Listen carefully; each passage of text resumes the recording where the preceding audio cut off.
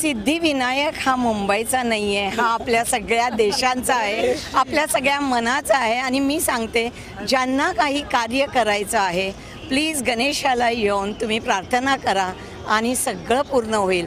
आज मी इथे सगळ्या गर्भवती माता नॉट गर्भवती म्हणजे सगळ्याच स्त्रियांबद्दल इथे गणपतीच्या दाराशी त्यांच्या हेल्थबद्दल, त्यांच्या प्रकृतीबद्दल आराधना करायला आलेली आहे. आणि मला माहिती आहे की गणपती हे सगळं ऐकतोय.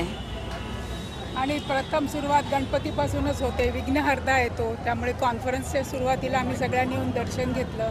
तर ते सगळंच विघ्नहर्ता, सगळी कॉन्फरन्स वगैरे आमचं जे साध्य आहे ते नक्कीच तो आम्हाला मदत करेल वर्षभर. थँक्यू सो मच तुम्ही सगळे आल्याबद्दल. सुरुवात झालेली आरोग्य यात्रेबद्दल बोलला, त्याबद्दल जरा मराठीमध्ये.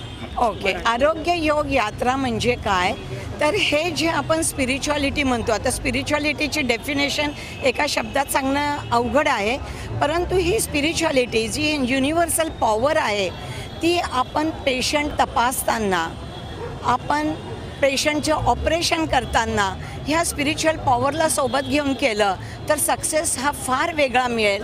हा मला डॉक्टरांना मेसेज आहे, परंतु सगळ्या आपल्या समाजाला, इंडियामधल्या, भारतातल्या सगळ्या स्त्रियांना मला हे सांगायचं आहे की रोज प्रत्येक डॉक्टर घरातनं बाहेर पडताना आज तो कुणाला डिलेवर करणार आहे, कुणाचं ऑपरेशन करणार आहे, त्याच्यासाठी देवाकडे प्रार्थना मागतो. तुम्ही जस्ट विचार करा, 5 लाख डॉक्टर भारतातले अगर पेशंटसाठी प्रार्थना करून बाहेर रोज पडत असतील तर किती प्रार्थना होईल. आज कुणीही उद्योगपती म्हणा, कुणीही साधी स्त्री म्हणा, घरातनं बाहेर पडताना काय विचार करते, माझं घर, माझी फॅमिली, माझा नवरा, माझी मुलं, ह्यांचं मागते. आम्ही डॉक्टर्स नेहमी आमच्या पेशंटचं मागत असतो.